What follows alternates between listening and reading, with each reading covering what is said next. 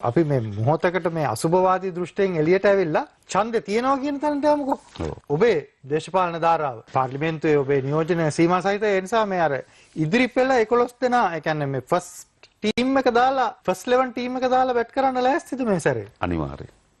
මේ පළාත් පාලන මැතිවරණය අපේ රටේ තීරණාත්මක හැරවුම් මැතිවරණ බවට පත් වෙනවා ලංකා ඉතිහාසයේ. මේ මැතිවරණයනේ අපේ රටේ තීරණාත්මක අවස්ථාවකදී. එක පෞද්ගලික අවුරුදු 15ක විතර අපේ රටේ දේශපාලනේ 15කට වඩා වැඩි කාලයක් අපේ රටේ දේශපාලනේ කේන්ද්‍ර වෙලා තිබුණ රාජපක්ෂලා වුණ අවශ්‍යලා තිබුණා. අපේ රටේ ගම දක්වා විදුණු ශක්තිමත් දේශපාලන ජාලාවක් තිබුණා. උන්ගේ පක්ෂයට ඒක කැඩි බිඳි විසිරලා තිබුණා. අපේ රටේ ජනතාව පාරට බහැලා පාලකයන් පළව හැරලා තිබෙනවා. පළව හැරුවට අවශ්‍ය ප්‍රතිඵල ලැබිලා නැහැ. ඒ නිසා ඡන්දදී ප්‍රතිඵල ලබා ගැනීම අපේක්ෂාවක් ජනතාවට තියෙනවා. ඊළඟ ගත්තොත් මේ පක්ෂ දෙක තවදුරටත් දෙකක් නොවන බව ඊට උදින් තහවුරු වෙලා තිබෙනවා. ඊළඟ ගත්තොත් අපේ රටේ ආර්ථික ඇති වී තිබෙන දැවැන්තම කඩාවැටීම මුහුදී තිබෙනවා. ඒ නිසා ජනතාව තමන්ගේ තමන් අතීතයේ ගන්න ලද දේශපාලන තීරණ පිළිබඳව නැවත සමාලෝචනය කරමින් නව දේශපාලන ගමනක අවශ්‍යතාවය පිළිබඳ පෙනී ඉන්න වෙලාව. රටේ පරිවර්තනය සඳහා අවශ්‍ය වෙන සුබදායී තත්වයක් මේ මැතිවරණ තුල තියෙනවා. ඒක අපිට ලබා ගන්න පුළුවන් කියන දැඩි විශ්වාසය.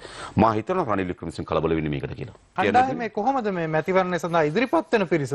දැන් අපි ප්‍රමුඛ නායකයෝ තරඟ කරනවද නගර සභාවලට? අනිවාර්යෙන්. මම දැනට නම් ගම ටික කියන්නේ නැහැ. අනිවාර්යෙන් තරඟවනවා. ඒ කියන්නේ මේක ඒ පළාත් පාලන ආයතන මේ විය හැකි අත්දැකීම් තිබෙන නිපුණතාවයන් තිබෙන ඒ ශාස්ත්‍රයන් පිළිබඳව දැනුම තිබෙන විශාල කණ්ඩායමක් අපි ඉදිරිපත් කළා. පක්ෂීත් ජාතික ජන බලවේගීත් ඉහළම කණ්ඩායම් මේ මැතිවරණ සඳහා අපි තරඟ වදිනවා.